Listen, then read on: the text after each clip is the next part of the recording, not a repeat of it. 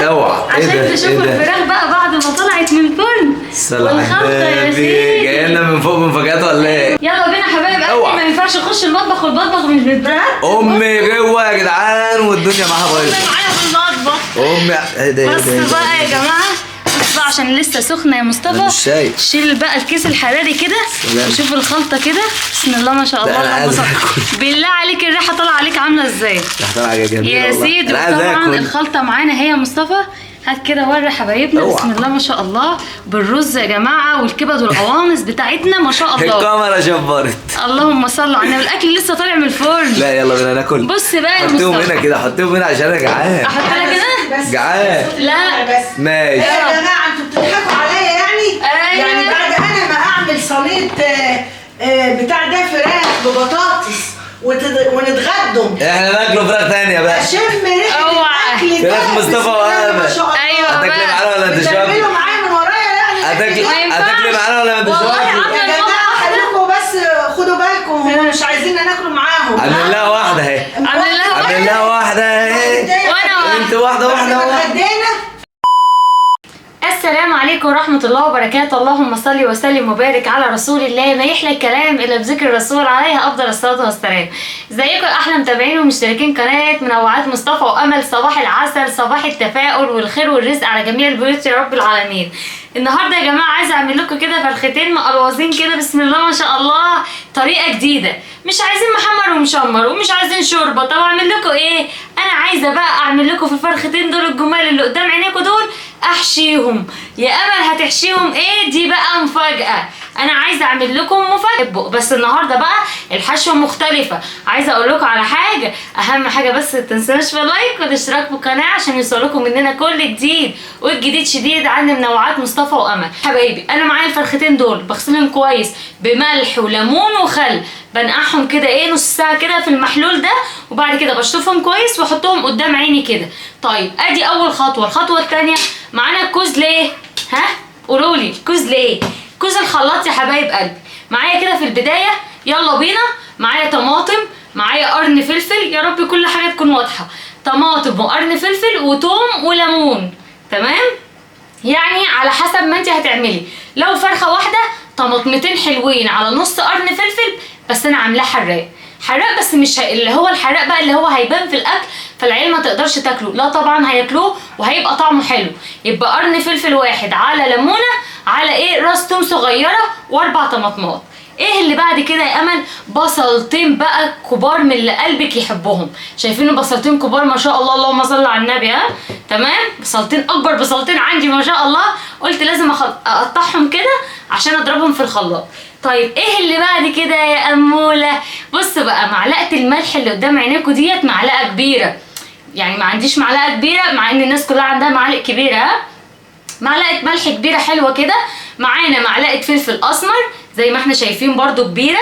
معلقه ورق الراوله يا جماعه في منه بودره، تمام؟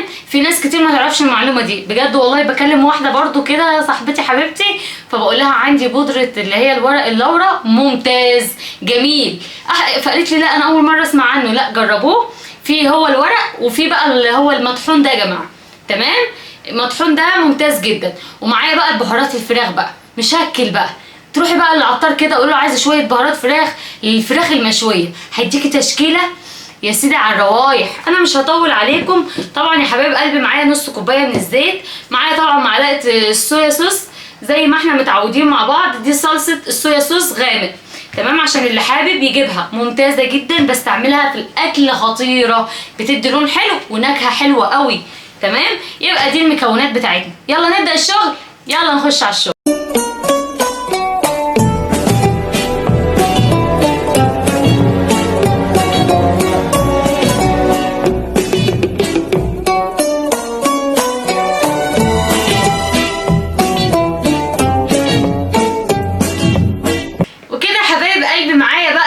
السر بقى الخلطه بقى زي ما قلت لكم على كل حاجه. انا مخبيش عليكم وما بقولش اسرار، يعني ما عنديش اسرار بس عندي مفاجآت، تمام؟ يلا بينا كده بعد ما ضربنا بقى الوصفه يا سيدي على الروايح. هو ده سر تتبيله اي مشاوي يا جماعه كده، تخلط لها كده ويلا بينا نشتغل على طول. مش عارفه بقول ايه بس هوريكم بقى ايه تخلط صح. عملنا الخلطه، يلا بينا. انا عايزه اشمر والله، بس يلا مش مشكله. هنمسك كده يا جماعه الفرخه بتاعتنا، نحاول. خليكي بس انت كده على جنب عشان اوري حبايبنا كده احنا هنعمل ايه.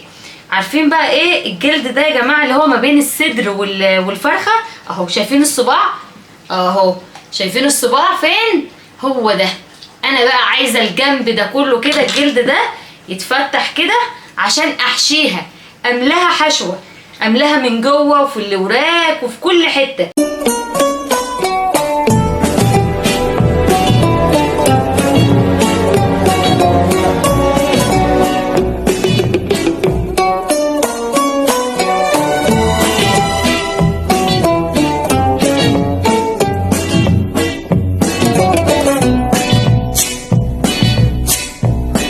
استنوا معايا، التتبيله دي هتقعد في الفرخه، انا عاملاها من بالليل، عاملاها يعني احنا دلوقتي نيجي الساعه 12 بالليل. طيب يا امل احنا جعانين، هتطلعي فرختين من الفريزر تسيبيهم يفكوا معاكي، وبعد ما يفكوا معاكي تعملي لهم شويه المحلول اللي قلت لك عليهم، تبل يا معلم وسيبها بقى من بالليل لحد تاني يوم هتشرب من التتبيله. طبعا انا بحطها في التلاجة عادي خالص، بغطيها كده بايه، باللي هو كيس الاسترتش، وهحطها في التلاجة وهسيبها لمده 12 ساعه. تمام. كل ما التتبيله اتثابت في قلب الفراخ او اي حاجه عندك عايزه تشويها، كل ما هتبقى طعمها تحفه. تمام. انتظروا معايا تاني يوم وعشان نشوفوا ايه اللي بعد كده والخطوه اللي بعد كده، وهنخش على الحشوه على طول. معانا الفراخ بتاعتنا هي بعد ما طلعناها من التلاجة يا جماعه، بعد يعتبر 12 ساعه من بالليل لحد تاني يوم اهوت. ومعانا الرز الابيض ده اللي هنحشي بقى الحشوه بتاعتنا، والبصل معانا وشويه الكبد والقوانص، والحله معانا على البوتاجاز. يلا بينا نشتغل على طول، مش هطول عليكم، نخش على طول في عمل الخلطه عشان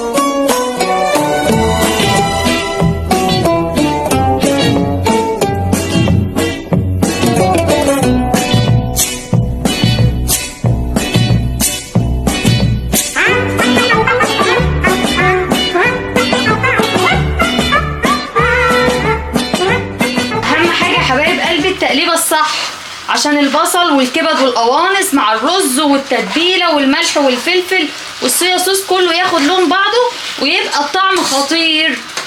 اهم حاجه صوت الطشطشه، سمعت صوت الطشطشه بتاعت الرز دي اهم حاجه بجد. هتاكلي بقى الرز بالخلطه ملوش حل.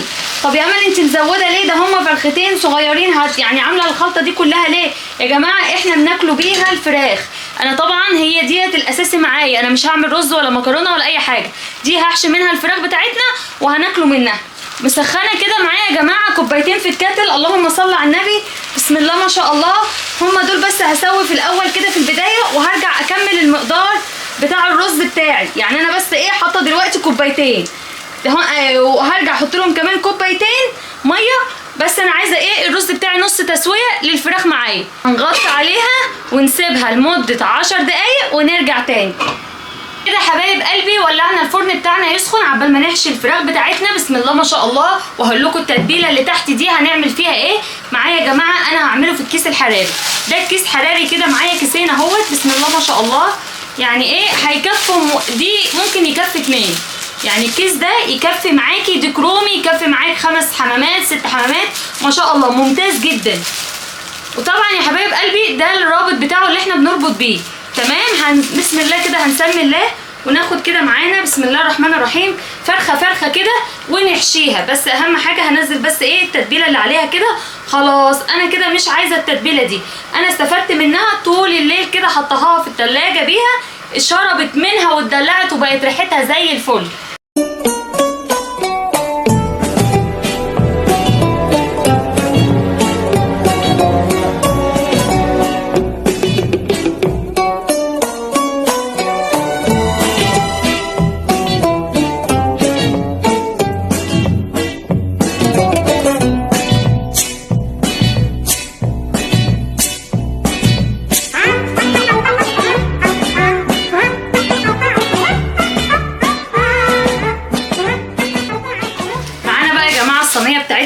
بسم الله ما شاء الله.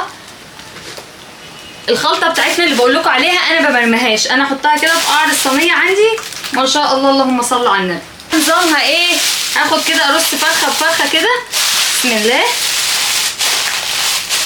وطبعا يا حبايب قلبي ما ننساش كده نخرم بالسكينه بتاعتنا الكيس عشان يطلع الهواء بس. تمام اهو، عشان نطلع الهواء من الكيس والفراخ ايه تستوي معانا. يا سيدي على الجمال، بجد هتاكلوا احلى فراخ محشيه بالكيس الحراري، مفيش اسهل ولا ابسط من كده. هنديها كمان كوبايه كده في قعر الصينيه عشان تستوي معانا. تمام. هتحطيها فين بقى يا امل؟